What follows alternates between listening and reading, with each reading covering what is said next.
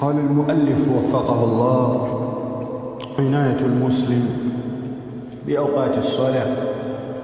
Leo tunaendelea kipengele cha 7 katika kitabu salati, ambapo tutaona umakini na namna anavyotakiwa awe Muislamu kupupia na kudiriki nyakati za swala.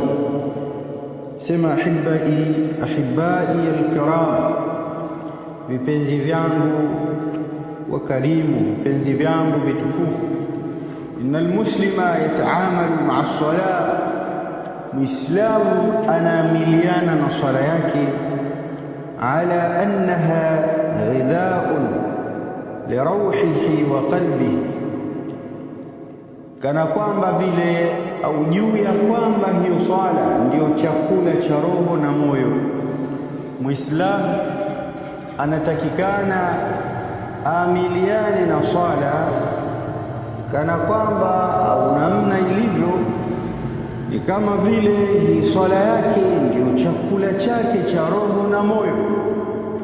Fahuwa yantadhiru dukhula waqti as-salati bilahfatin wa shawqin, Muislamu atakikana asubirie wakati wa swala, anausubiria ule wakati kwa hamu kubwa na shauku kubwa, akiwa mchangamfu. Ndio Muislamu anavyotakikana, kwamba ule wakati wa swala anavyosubiria ule wakati wa swala uingie, anakuwa yuko katika hamu, yani na shauku kwamba ufike ule wakati wa swala. Liannahu, kwa sababu huyo Muislamu ya'lamu anna almuslima fi salatihi, anajua kwamba Muislamu katika swala yake, yeye anafahamu huyu Muislamu kwamba Muislamu anapokuwa katika swala yake, sayaqifu baina yaday Allahi azza wa jalla, anasimama mbele ya Allah azza wa jalla. Fahuwa yuhibbu an yaquma lis-salati lihadhihi as-silati allati tarbituhu billahi azza wa jalla. Kwa hiyo Muislamu anapenda asimame katika swala kwa huu muunganiko ambao unamwacha anakuwa karibu na Allah tabaraka wa taala, anakuwa na irtibat billah, anafungamana na Allah azza wa jalla. Ni jambo la kuzingatia sana, wa Muislamu aupe umuhimu wakati wa swala, kwa sababu Muislamu katika kuamiliana na swala, pale ndipo anapopata chakula cha roho na moyo wake. Anasubiria wakati wa swala uingie akiwa mchangamfu, akiwa na shauku, akiwa na hamu kubwa sana ya kuingia huo wakati wa swala, kwa sababu anajua kwamba mimi katika swala yangu nitasimama mbele ya Mola wangu mtukufu. Huyo anapenda Muislamu asimame mbele ya Allah tabaraka wa taala kwa huu muunganiko na mafungamano ya Allah tabaraka wa taala, akiwa anapenda, yuko na mapenzi ya dhati. Hivi ndivyo ambavyo Muislamu anavyosifiwa kuwepo hivi katika swala zima la yeye kuingia katika nyakati za swala. Naam, tukilichukua hili tukiliweka katika nyoyo zetu sisi, tukipima nyoyo zetu sisi, bado tuna kipande kikubwa. Waislamu bado tuna kipande kikubwa. Anasema muallif, fahaluhu, hali ya huyo Muislamu aliyenyoka, laysa kahali almunafiqina, sio kama hali ya wanafiki, alladhina wasafahum Allahu azza wa jalla, wanafiki ambao Allah amewasifia biqaulihi, kwa kauli yake Allah aliposema, alianza hakika wanafiki walivyo wanafiki huwa wanamkhadaa Allah tabaraka wa taala, na Allah naye yuko dhidi ya zile hadaa zao. Hadaa zao hazimdhuru Allah kwa chochote, na katika sifa zao hawa wanafiki, wa idha qamu ila salati, qamu kusala, wakisimama kwa ajili ya swala husimama kwa uzembe na uvivu, aidha wakati wa kutekeleza swala yenyewe au wakati wakiendea swala yenyewe. Allah tuepushe na sifa hizi mbaya za unafiki. Naam, sifa hizi aidha kabla ya kuiendea swala wanakuwa wazito, wanasifiwa hivyo wanafiki. Ila kwamba walikuwa wakijulikana kwa kuswali safu za nyuma katika msikiti. Kwa sababu gani? Ya kuchelewa. Wengine wakaenda mbali pia ili wawahi kutoka, baada ya swala wawahi kutoka, wakati wao ndio waliokuwa wa mwisho kuingia, lakini wanawahi sana kutoka. Yani huwa wanaibaiba. Wa idha qamu ila salati qamu kusala, wanaingia katika swala wakiwa tayari wana mipango yao. Inakuwa ni kama jambo la ziada, wanasimama kwa kujikarahisha, sio kwa mapenzi na bashasha ile ya kufunguka katika moyo. Lakini pia hata wakiwa katika ile swala yenyewe wanakuwa wachovu, wanakuwa si wachangamfu. Sawa sawa, inafikia stage katika sifa zao kwamba mtu anafika sehemu anatega kabisa. Inawezekana mtu anaudhu, ataenda kutawadha ili imamu huku aqimu swala ikimiwe, angalau asome. Kama ni swala kama hii ya fajiri, asome afikishe kati, akiingia tu anarukuu. Hali za unafiki. Lakini aya iliendelea kwamba wao pia wanafanya ria, yurauna an-nasa wala yadhkuruna Allaha illa qalila. Wao husimama kwa kujionyesha kwa watu, yani nia yao kubwa watu wawaone kwamba na wao wamo katika kundi la Waislamu, na hata katika dhikri kumkumbuka Allah ni mara chache sana wao hufanya. Kwa hiyo sifa mbaya sana kwa wale ambao hawatekelezi swala vile ipasavyo. Na hiyo nafsi yangu ambayo ni dhaifu sana, na nafsi ya kila mmoja wetu, tujitahidi tufike mapema misikitini, tuwe ni wenye kusubiria swala.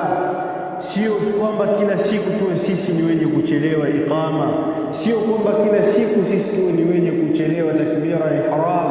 Isiwe ndio ada yetu kuchelewa rakaa moja, isiwe ada yetu kuchelewa swala, kwa sababu sifa mbaya sana kwa yule ambaye mwenye kupoteza wakati wa swala.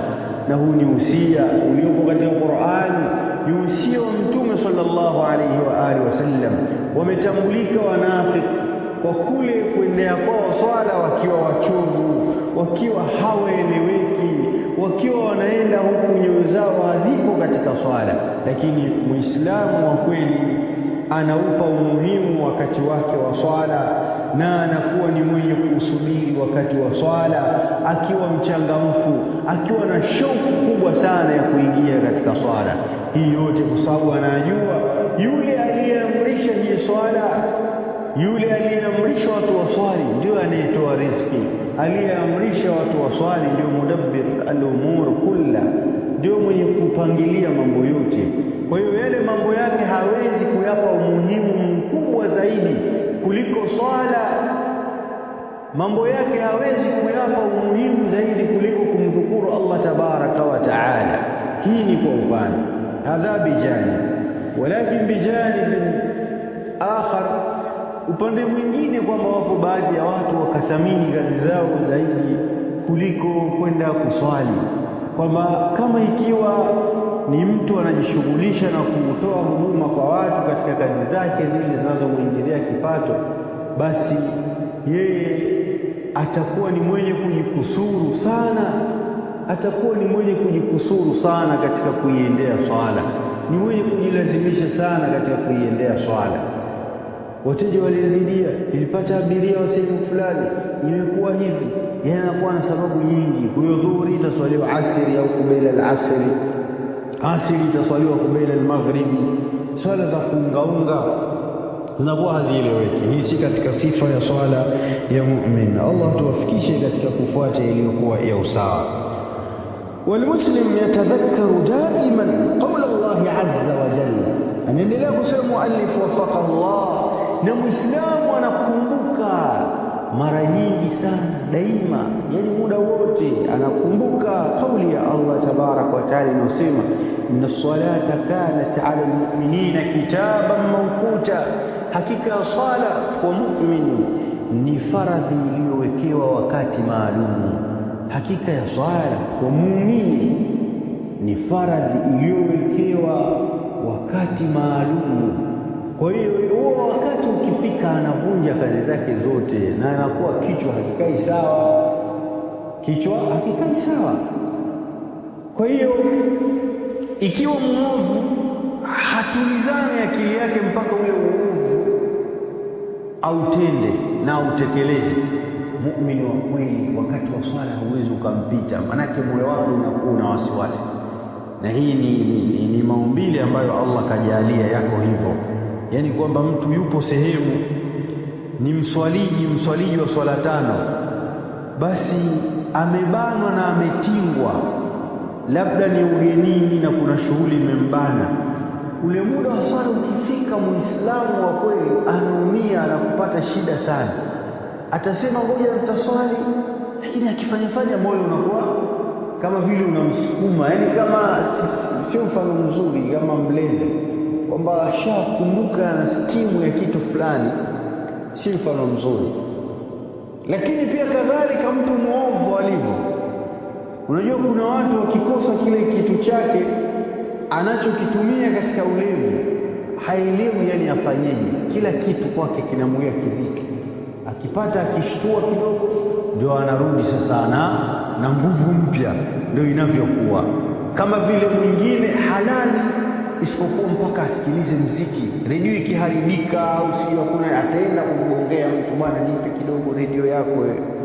Kwa sababu gani? Atakalale yani usiku ili aweze kulala, kashaathirika na uovu wa kusikiliza mziki, ni lazima asikilize mziki ndio utamlaza. Sasa muumini yuko tofauti, sawa? Kile ambacho yeye kizoea na kakiweka kwamba katika moyo wake ni kitu lazima akifanye, basi anaumia kutokukifanya. Hivi kuna kitu gani sijakifanya, mbona moyo wangu sijaswali, nimepitiliza? Subhanallah, pale mtu anaswali, anafanya kazi bwana, kila akifanya roho haituami bwana, mpaka ni swali na kuaje mtu atalazimisha ili aweze kuswali, kwa sababu moyo wake haumwambii aendelee na kile anachokifanya. Hii ndio hali ya muumini ilivyo. Yatadhakkaru daiman qawla Allah inna as-salata kanat 'ala al-mu'minina kitaban mawquta, yani faradan lahu waqtun muhaddad, ni faradhi ambayo ina wakati maalum, sio swala dhuhuri swaliwa asri. Wapo waja wa Allah wanasema wanaswali kaza, yani mtu, Allah tuongoze katika kumfuata na kumkubali na kuifuata sunna. Lakini unaweza ukamaliza kuswali swala mfano magharibi, mimi nimeona sana, unakuta mtu anaswali swala nyingi kweli baada ya magharibi, ukimfanyia uchunguzi wako nilikuwa nafanya kaza ni nini? Yani kaza maana yake kuna swala zilimpita bwana. Hili jambo wewe una dalili nalo? Mishi wetu bwana kule kijijini alituambia bwana, kama kazi zako zimekuzidia mchana, hiyo swala unakuja kuiswali, kazi zako zikija kuisha. Kwa mimi kazi zangu nafanyaga bwana mchana wote huko, mimi swala hii magharibi hapa ndo naswali. Yani mtu kajiamulia hivi kwamba hizi swala nyingine zitampita, alafu anapiga kaza. Kwa swala dhuhuri na swala magharibi ndio zinazoonewa sana kurudishwa mizigo. Hapana, inna salata kanat ala almu'minina kitaban mawquta.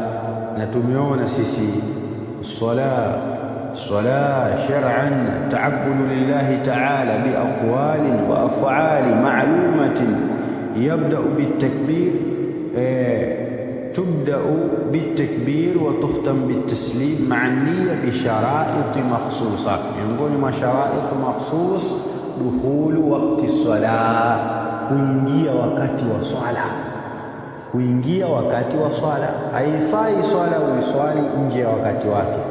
Ukasema mimi saa 7 leo, saa 7, kama wale wazee wa kuathirika na mipira, Allah tuongoze, anakuambia hapa magharibi, hapa sana magharibi inaingia saa 1 kamili, hii ndio mpira unaanza. Raha ya mpira bwana uone kuanzia mwanzo. Kwa hiyo mtu anawahisha swala kwamba kabla magharibi anaswali, anakuambia huko Mungu mwenyewe atajua potelea pote, siwezi kufanana na ambaye hajaswali kabisa. Kuna sehemu moja mjini nini pale stendi, kuna msikiti nilisikia una sifa hiyo kwamba unakuta mtu anaswali kabisa, yani anaswali yani kama ni muda ule.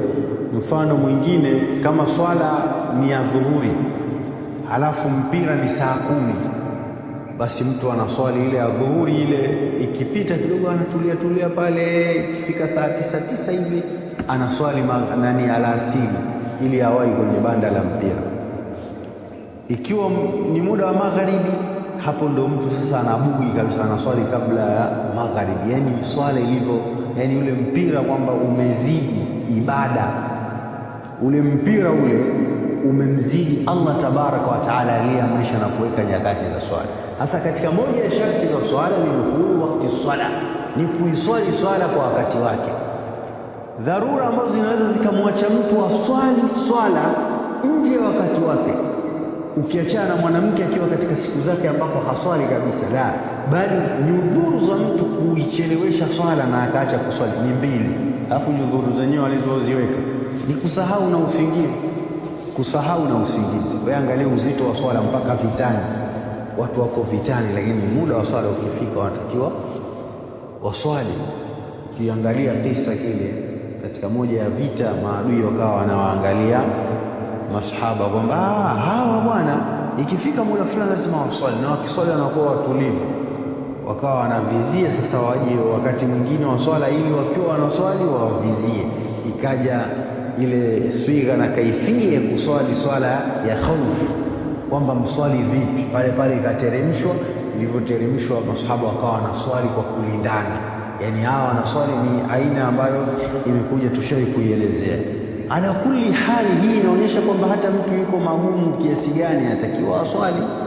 Mgonjwa anaumwa ili hali akili yake inafanya kazi, anatakiwa aswali ili hali akili yake inafanya kazi. Lakini leo uache kuswali kwa sababu ya mpira tu, yani mpira uache kuswali. Tumombe Allah azza wa jalla atuepushie ulevi huu na atuepushie gonjwa hili baya. Kwa hiyo Allah anasema inna salata kanat ala almu'minina kitaban mawquta katika surati an-Nisa, yani faradan lahu waqtun muhaddada, ni faradhi ambayo ina wakati uliopangiliwa, wakati maalum. Fala yanbaghi an yuakhiraha, haitakikani na haitojuzu mtu kuichelewesha swala. An yuakhiraha almuslimu wa yusalliha mata yahlu lahu huwa, akaiswali muda wowote ule ambao yeye anaona muda huu mimi niko farik, sina chochote cha kufanya, basi ngoja ni swali. Bal fi alwaqti alladhi haddadahu alkhaliq, bali kwa wakati ule ambao kaupangilia muumbaji ambaye ni Allah subhanahu wa ta'ala, lazima aswali kwa wakati huo. Inshallah kesho tutaangalia ma huwa wakati kulli salati, ni upi wakati wa kila swala na nini afanye yule ambaye swala imempita kutokana na wakati wake, sawa au ule muda wake wa mwanzo. Na tutaona pia katika siku ya Jumatano, je, kuna nyakati ambazo sheria imekataza watu wasiswali? Ala kulli hali, ndugu zangu katika imani, kilichobaki kwa sasa ambacho tunakitegemea katika kujikurubisha kwacho kwa Allah tabarak wa taala ni swala. Kwa hiyo ni lazima tuiangalie swala, kwamba lazima tutizame, kwa sababu shetani yuko katika kuziangalia na kuangalia kwamba swala zetu sisi hatutekelezi vile zilivyo. Shetani huwa anaingia, hana shida na wale ambao hawaswali, kwa sababu wale kashawaweza, ila sisi ambao tunasema tunaswali ndio tunakuwa na vituko vingi zaidi. Sawa, tunakuwa na vituko na vitakuro, yani havitoshi hata kuelezea. sababu shetani anakuwa anatuchezea sana kuhakikisha kwamba swala zetu ziwe na dosari, ziwe na mapungufu, haziswaliwi kwa wakati wake, hatutimizi vizuri sharti zake, hatutimizi nguzo zake, hatutimizi wajibati zake. Yani ala kulli hali tunakuwa ni watu ambao hatuna ile uchangamfu katika swala zetu. Tunatekeleza tu vile ambavyo mtu basi bora liende vikanyaga twende bwana. Mungu hawezi kuniadhibu kwa sababu kuna watu wao hawaswali. Kwa hiyo mimi ninayeswali kwa ajili tu ya mpira hivi, mtu anajiuliza, anasema yule ambaye haswali kabisa na mimi ambaye nimeswali kabla ya mpira nikaswali, nani mwenye dhambi zaidi? Sio hapa ambaye haswali kabisa bwana. Yani watu wanajipa moyo, mtu anafanya tukio alafu katika tukio anajipa moyo. Lakini pia naihusia nafsi yangu na nafsi za ndugu zangu wote kujitahidi katika swala mbili ambazo zimeambiwa ni swala ngumu sana kwa wanafiki, nazo ni swala ya Isha na swala ya subhi. Swala hizi zimeitwa kwamba ni ngumu sana kwa wanafiki, athqalu salati ala almunafiqin salatu as-subhi wa salatu al-isha wa salatu al-isha wa salatu as-subhi. Swala ngumu na nzito kwa wanafiki kuzitekeleza ni swala ya Isha na swala ya subhi. Mtume akatumia maneno makali sana, lakini ulama wakasema hizo ni swala ambazo zinatokea wakati ambao mwili unastarehe. Inawezekana kwamba mtu ukashinda na kazi chungu mzima huko aliko, akirudi nyumbani kwake amechoka, anataka aone familia, cheze na watoto, kabandikiwa maji hapo kidogo, ameoga, mwili ndio umetulizana kidogo, anasikia adhana huko, atakiwa akaswali. Kwa mwingine anakuwa na ugumu. Lakini swala ya subhi inatokea pia wakati ambao mwili umelala, mtu ndio usingizi. Kama mtu amekosa usingizi kuanzia hata saa 8 za usiku, ikifika saa 10 huko unashangaa usingizi unamjia mzito, mpaka inaingia muda ule wa fajiri unakuta usingizi ndio umekuwa mzito zaidi. Na hivi ndivyo inavyokuwa. Swala hizi mbili zinakuwa ngumu sana. Wengine wakasema kwa sababu zinatokea wakati wa giza ambao mtu haoni kwamba ni nani anaenda msikitini, ni nani haendi msikitini. Kwa hiyo mnafiki yeye anajificha, haendi kwa sababu ya kuona kwamba kwani ni nani. Lakini pia jibu la karibu tu ni kwamba mwingine ameswali kazini kwake ambako anashinda huko swala ya dhuhuri, asiri, magharibi, lakini nyumbani kwake watu hawajui. Ni wangapi kwa wangapi sisi tunawafahamu, tunaswali nao huko swala za mchana mijini na makazini, lakini tunaishi nao kwenye mtaa mmoja. Swalatu subhi hatujui wanakoswalia ni wapi, wala swala ya Isha. Ikiwa mtu ataswali swala ya Isha majumbani kwenye makazi yake, kazini kwake huko, lakini swala ya subhi huwezi kukwepa. Ni swala ambayo wamepewa mtihani watu wengi sana. Qila kuna mpaka baadhi ya maimamu Allah tabarak wa taala waongoze kwamba imamu anaikosa swala ya subhi, yani huyo imamu ni kuchelewa tu swala ya subhi, yeye haswali msikitini, ni imamu huyo. Sasa imamu tena haswali, hiyo ndio unaambiwa, yani msiba unakuwa mzito zaidi, msiba mara mbili.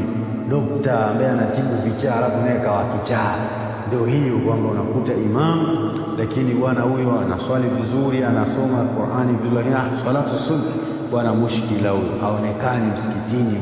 Swala ya subhi bwana huyo, subhanallah, mtihani hapo, ni mtihani mzito na msiba mzito zaidi. Sawa, kwa sababu shetani huwa ana kanuni ya kuwashika wale watu wakubwa, wale watu wanaoonekana ni kiigizo katika jamii, wakawapa makosa na dhambi kubwa zikafanyika, jamii wanaona, kisha anapata kundi kwamba na fulani naye amefanya, sasa mimi nani bwana, mpaka fulani naye kapitiwa, sasa mimi nina nini nisipitiwe? Allah tabarak wa taala atuhifadhi na atulinde na kila aina ya baya, na Allah tabarak wa taala turuzuku tuwe ni wenye kuisimamisha swala na kizazi chetu. Allah taala sallallahu alaihi wasallam wa baraka ala nabiyina Muhammad wa alihi wa sahbihi.